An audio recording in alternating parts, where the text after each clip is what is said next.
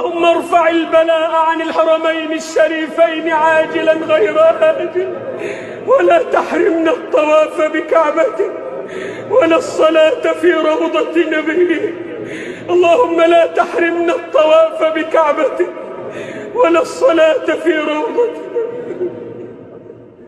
لا تحرمنا من الجمع والجماعات، لا تحرمنا من أداء الصلوات. اللهم لا تحرمنا من الاجتماع للصلوات، اللهم لا تحرمنا من الاجتماع للصلوات. اللهم إن نبيك علمنا أن نفزع عند الشدائد إلى الصلاة لك، فنعوذ بك أن نحرم من الصلاة لك، ونعوذ بك أن نحرم من الاجتماع في بيوتك. لا تطردنا من بيوتك يا رب، لا تطردنا من بيوتك يا رب. اللهم إنا أنخنا مطايانا ببابك ووقفنا متضرعين في رحابك، فلا تطردنا عن جنابك.